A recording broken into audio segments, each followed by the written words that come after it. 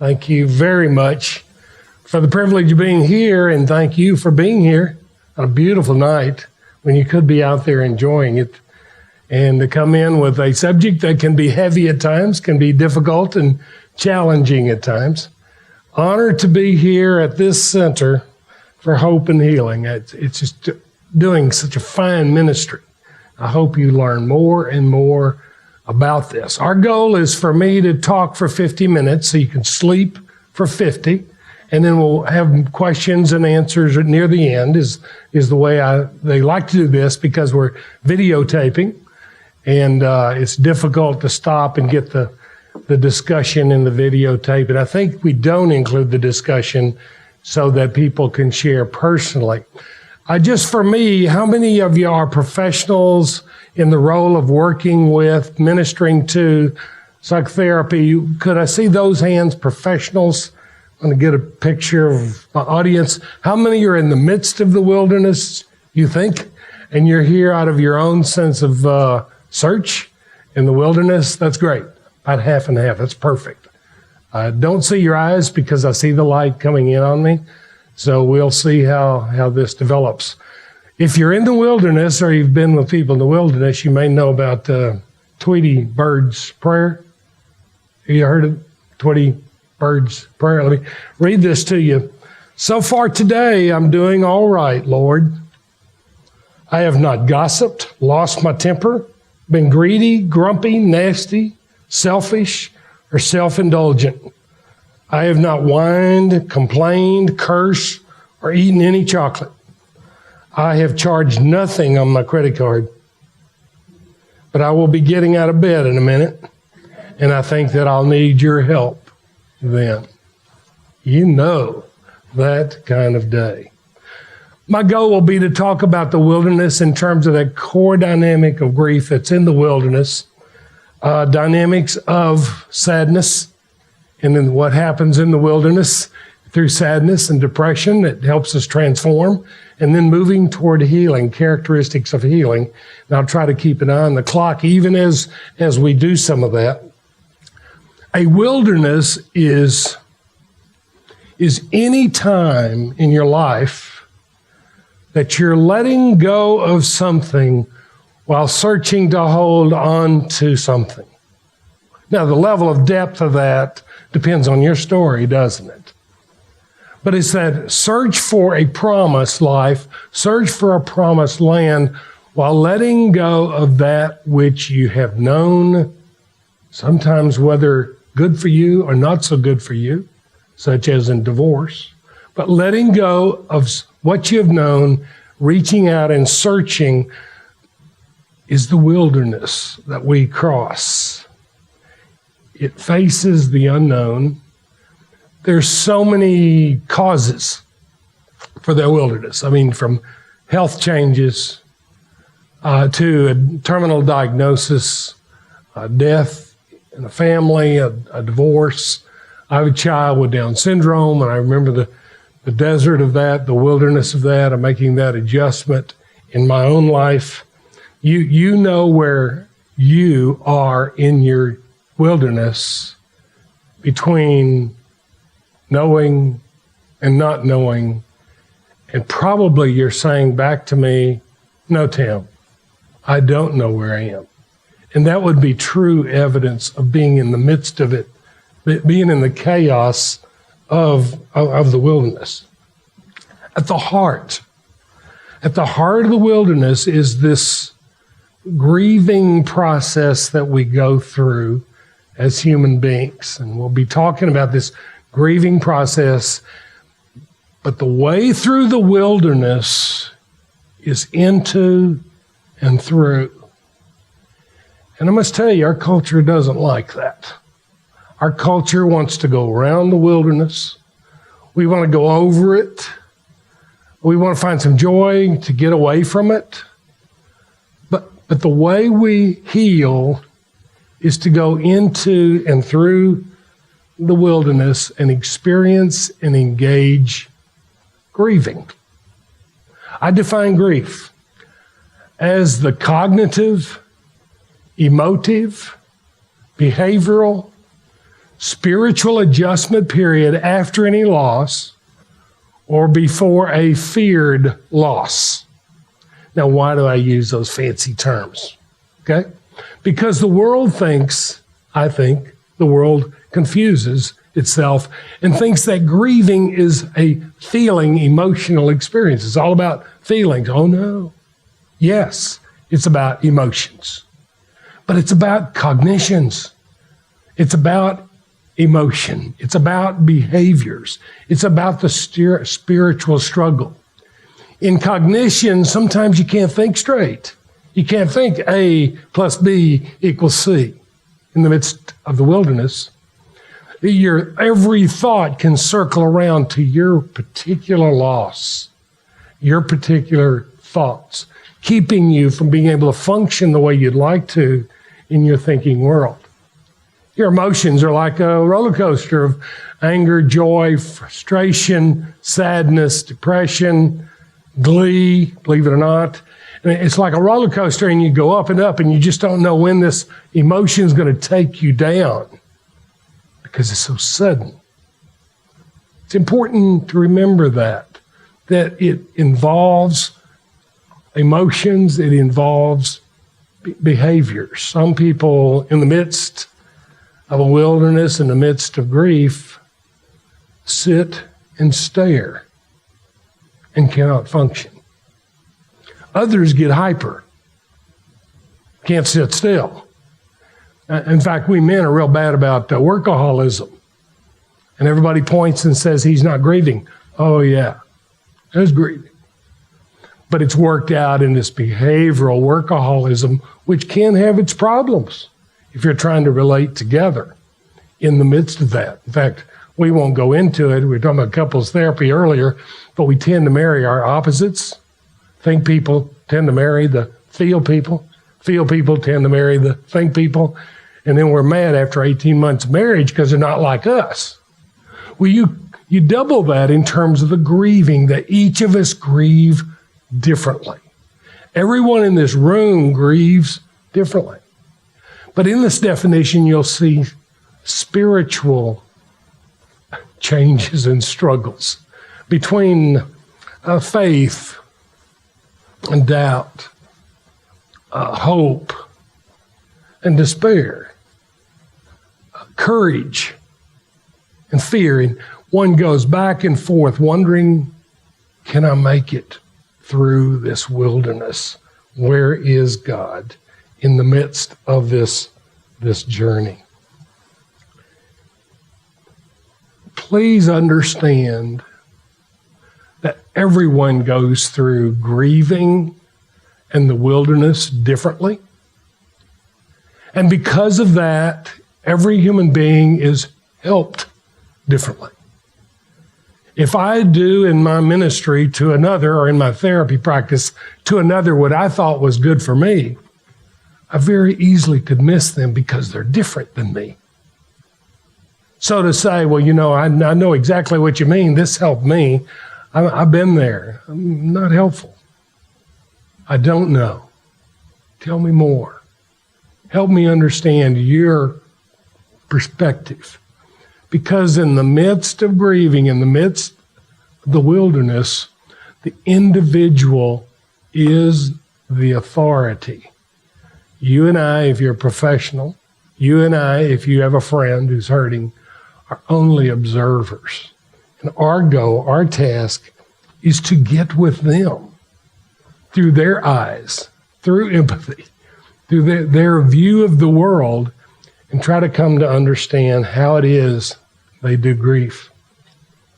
I'd like to offer some core concepts that help me in the midst of this wilderness and in the midst of helping me understand grief.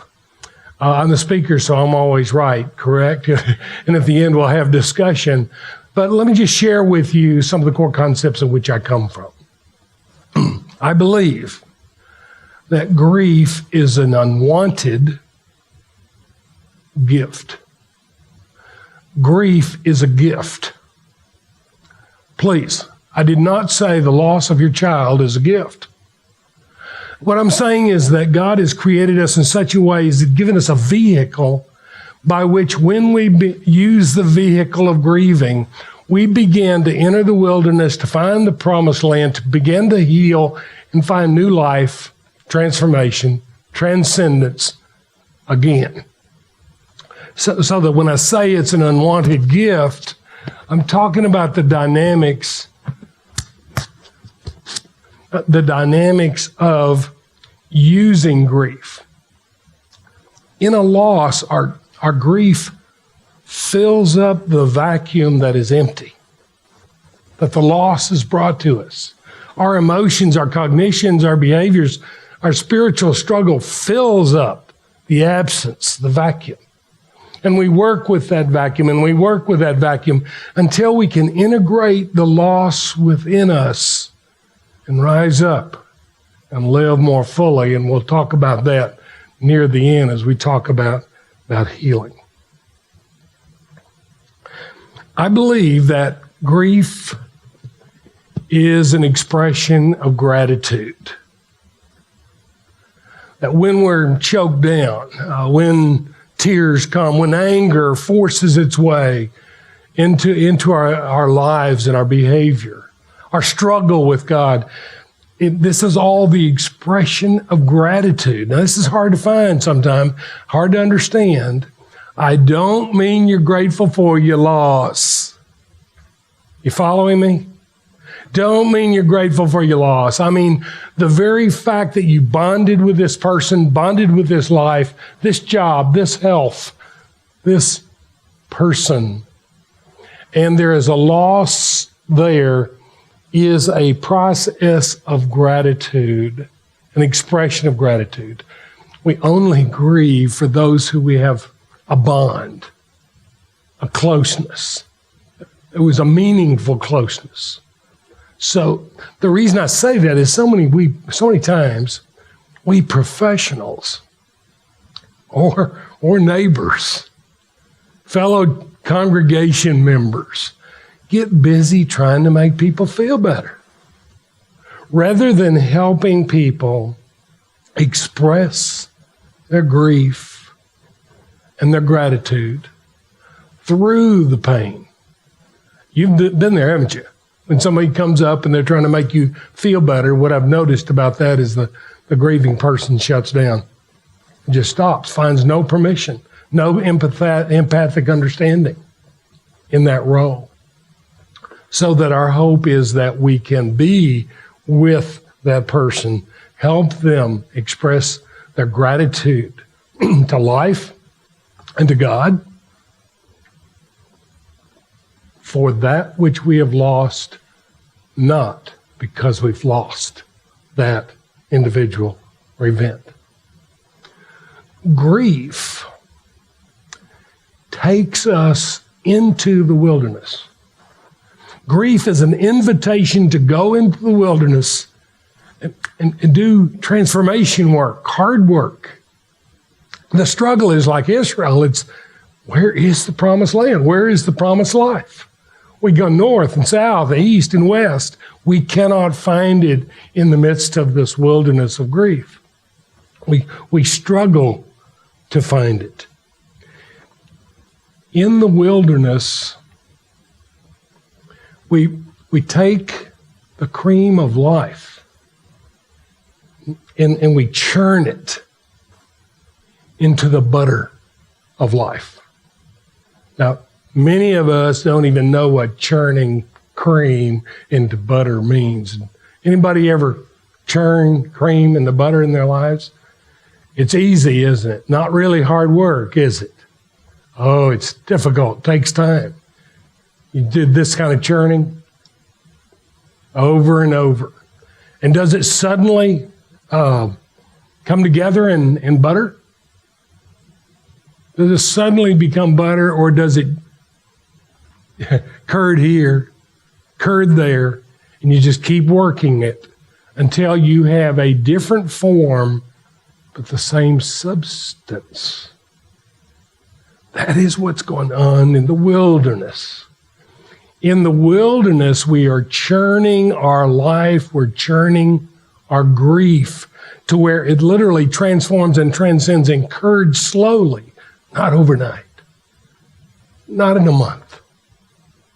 Hopefully in not 40 days, but 40 months is a pretty good guess for most of us who go through difficult times of grieving. Sometimes you wonder if you're making progress, whether you're moving on through all of this. And the churning is the development of new muscle, new coping muscle, new survival muscle, new spiritual muscle as you literally transform from one person to another person, yet you never leave who you are. The form is different. The substance is there. You are who you are, but you change and you grow in the wilderness. And by the way, in normal, natural human development, this grieving process is there. Thrown out of the womb into the world, you see it in the new babe. You see it in the 4 or 5-year-old that says, no, mommy, I'm going to stay home and take care of you. And the grieving that goes on because they're stepping out into the world. Every stage of development involves a wilderness of change. So we all know at some level what it's like to let go of what we know and are comfortable with and reach out, searching and transforming into a transformed self, a new shape of identity in the person. I believe in order to make it through the wilderness, you will need a healthy faith function. Let me try to explain that. I'm not talking about if you're Christian or Jewish, Muslim, or non-believer. I'm talking about what the function of that faith is. If the function of your faith is to suppress and repress, this is an unhealthy function. If the function of your faith is to help you express, it becomes more healthy. It helps you heal. It helps you to experience catharsis, release, and healing. So, in a function of faith,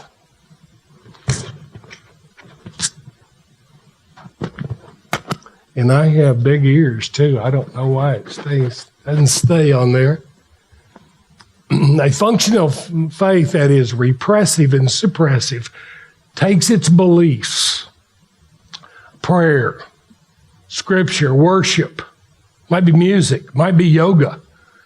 It takes its belief and uses these beliefs to repress or suppress one's grieving and pain. You can watch a lot of television programs and you'll see this repressive faith. Smile, give it over to God, and keep going, which will make you sick, by the way. When we do not use this gift called grief, we literally suppress it and repress it, and pretty soon it'll come out in our electrolyte system, our chemistry, our psychic behaviors, our anger, our frustration, our impatience. And what we're needing is a function of faith that is healthy, and that is an expressive function of faith. This is where we take our beliefs, our philosophies, our worship, our music, our yoga, and it permits us and encourages us to lament openly, to anguish openly, to be in Gethsemane openly, so that this is washed out of us for a moment. So it is cleansed out of us in catharsis and release and confession of the human condition. So that for a moment, new moment of hope, a little bit of hope for that day, helps you make it as manna through a single day. We will need a healthy faith function in order to make it through the wilderness. You need to know also, I do not believe that God caused your loss for some purpose within up God's sleeve. I know that goes against a lot of Christendom. God's in control, God's will, God does it. I don't believe that. I do believe with all my soul and heart, and even then I struggle in my own life, I do believe that God is with us to find purpose out of our loss. Not the puppeteer in the sky that pulls a string and your child's dead or your child's Down syndrome. But the God is with us to face it, to walk with us, and helps us find a purpose from this experience. You see, what I'm trying to say is what we hear so many times is God took him. I don't believe that. I believe God received your loved one. And there's all the difference in the world in terms of the way you view a covenant God and the way you view this God of contract and one you have to deal with and appease and keep happy. Oh no, you couldn't please God more. All you could do is accept God's love for you, not earn God's love for you. And that gets real confusing. We think that if we can do certain things, behave a certain way, we will change the God who's already covenanted with us, that if we're on the mountaintop in the wilderness or in the valley in the wilderness, this God is with you. Rather than God with you if I deal right, if I worship correctly, if I read the right scriptures.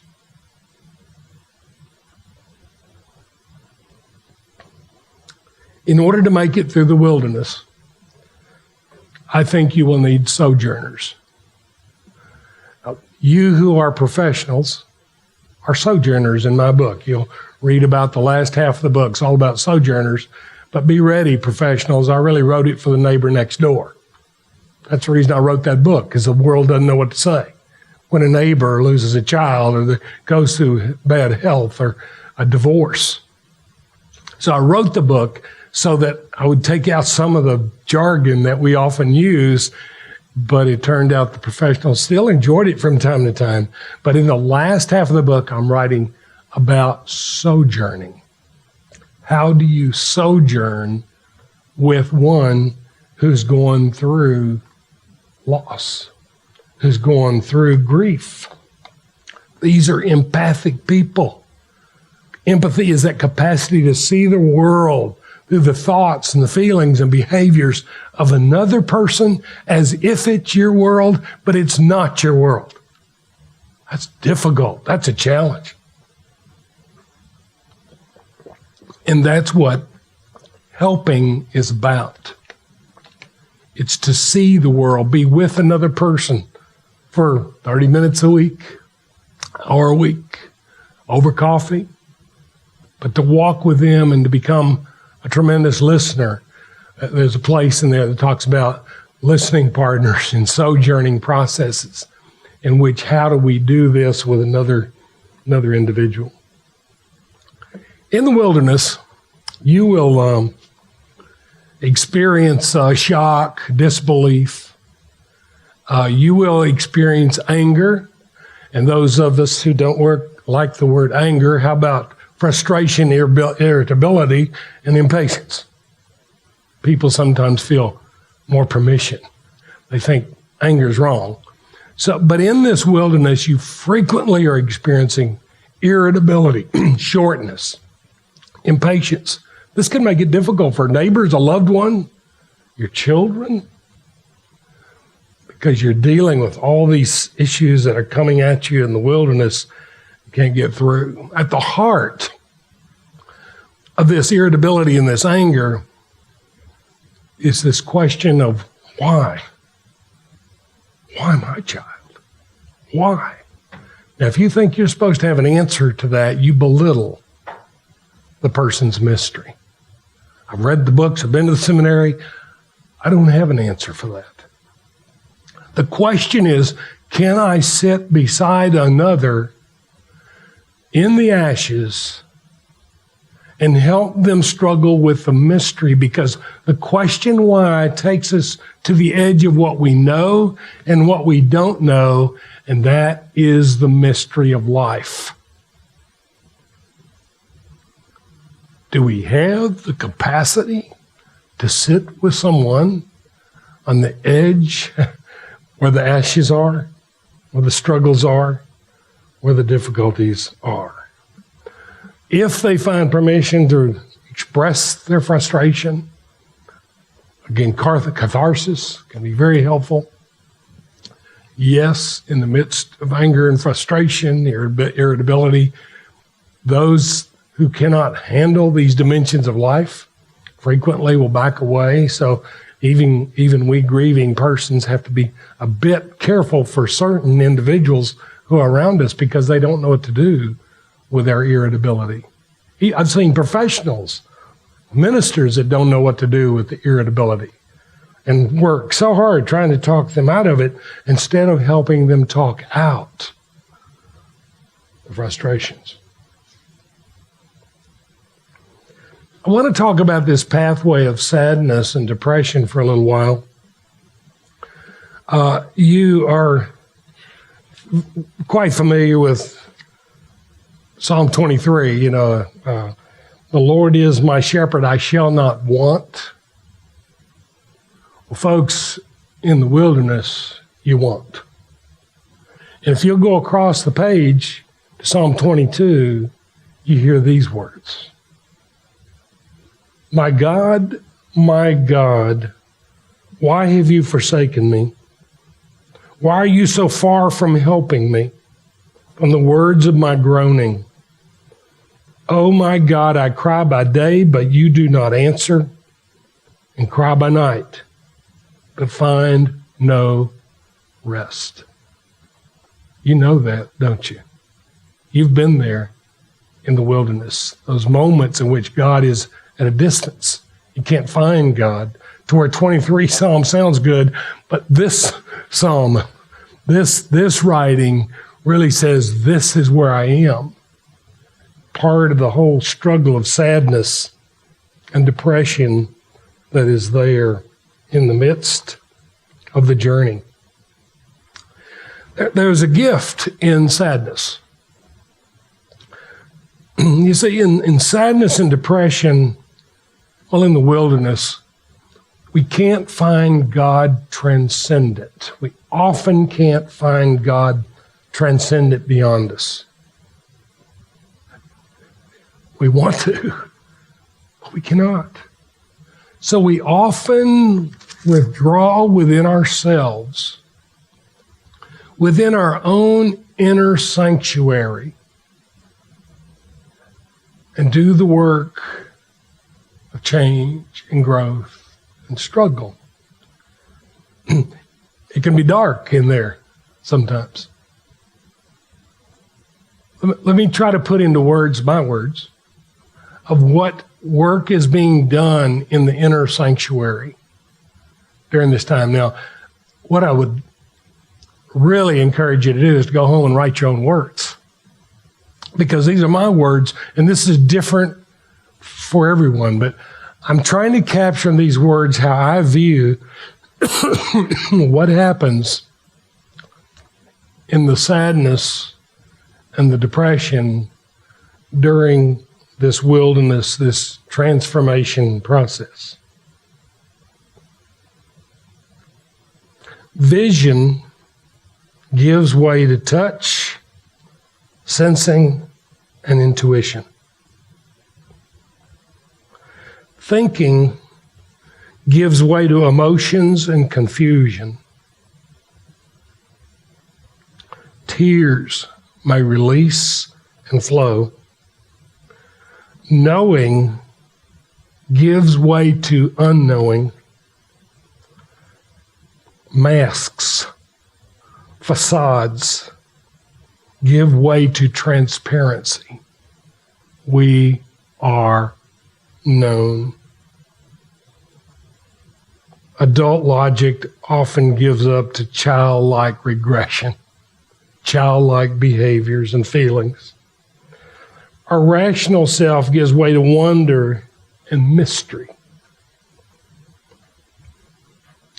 Letting go of the way life has been,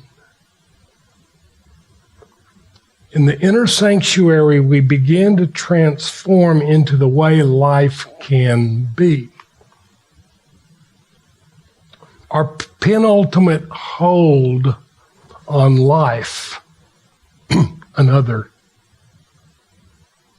a job, a marriage, our penultimate hold upon what we know on earth transcends to an ultimate hold upon God, or higher power, if you will. You stay in the inner sanctuary. You work in the inner sanctuary. And everything within you wants to go around it and out of it. And all your friends sometimes are trying to get you out of it. But as you stay in it and go into it and through it, you begin to hear a voice. The voice of God.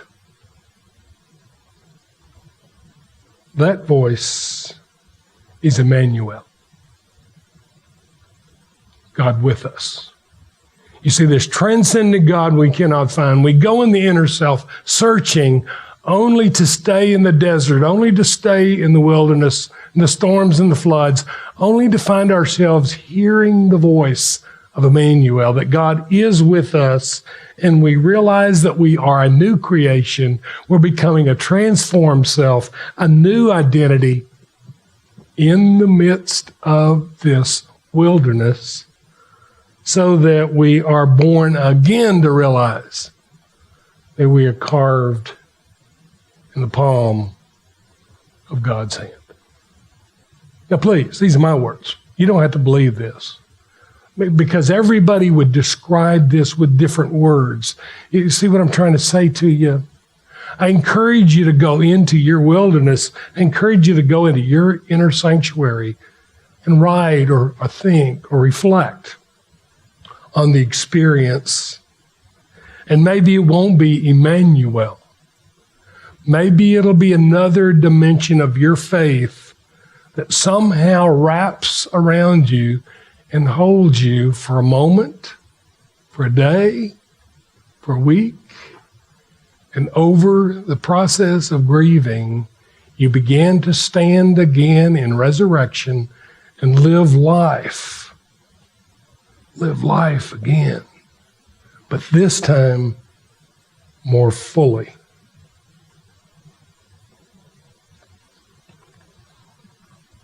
So, Tim, are you going to leave us there in the inner sanctuary? Are you going to leave us there in the wilderness and the sadness? No, I want to talk about healing, because the entire process of going into grief, into the wilderness, and doing your grief work is all about developing the spiritual muscle of new life, new coping mechanisms, so that you indeed become healed again and live life more fully.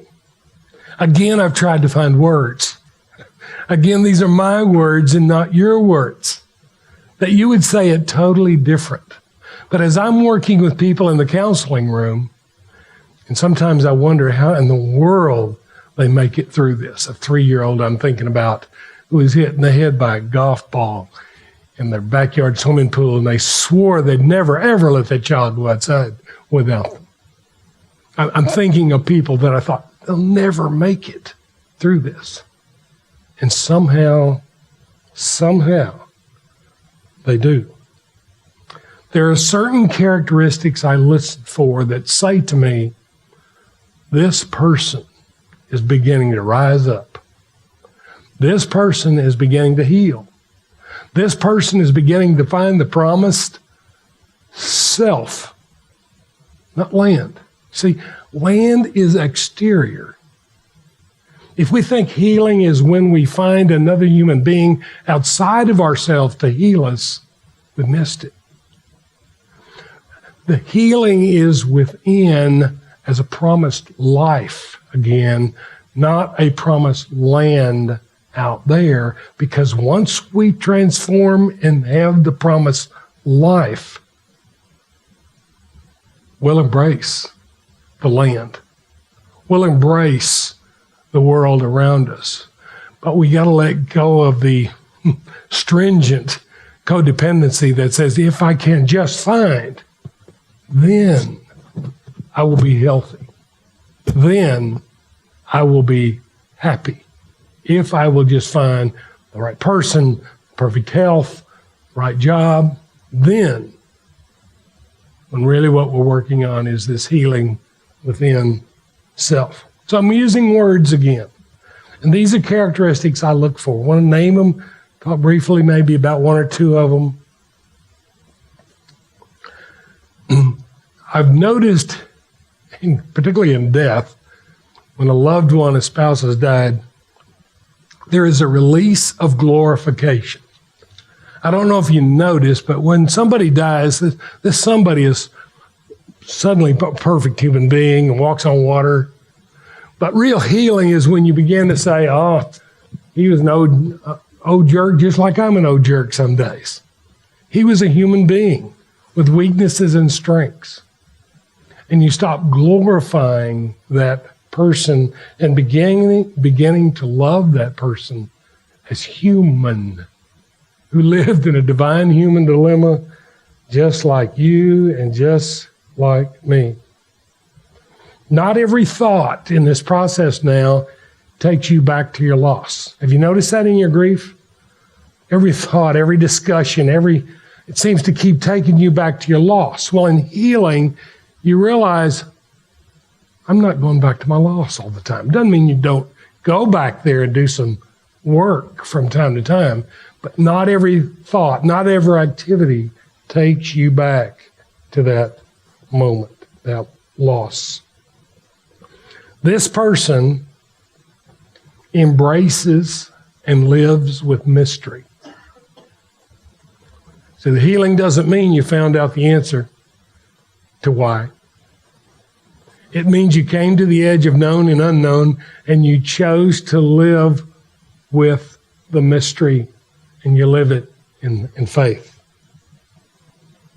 This person carries their disease, their losses, their crosses. They don't take it down to the riverside and drop it off.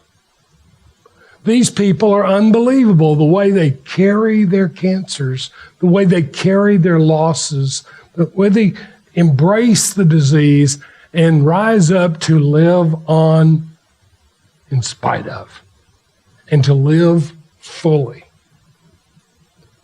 This person knows the difference and embraces the concept of healed, not just cured. A lot of people cured, but never were healed. And a lot of people were healed and never cured. What is the profound meaning of all this interaction? Some folks literally get through in a cure and they never come out with deeper growth as a human being, valuing relationships, developing a new self as they go into new relationships, new care for human beings other than the relationship they've lost. They cure, but not heal. And it's a discussion that can go on all day. I'm just trying to quickly and briefly capture that for you. As I listen to these individuals, I hear someone who says and believes, I will live as long as I live. A lot of folks that don't keep living, although they're alive. Mark Twain, can't remember the exact ages, but Mark Twain talked about Many people die when they're 17, but they're buried when they're 77. You follow his point? A disease, a tragedy, a divorce, a loss of a home and a hurricane can literally shut one down, and they can choose not to go on living as long as they live. That's one of the things I'm listening for as I'm caring for in psychotherapy and ministering to individuals in the midst of loss. Depending on the level of the wilderness, you'll notice a story of how the person literally regressed back to childhood and grew back up again. And after divorce and you're single again, you oftentimes go through this adolescent period. Nobody understands that. You literally go back and regrow up, working with the issues before you are again a deeper self that you are today. This individual has a deeper sense of humor, a deeper view of an ability to be wise, and a deeper spirituality because of the wilderness.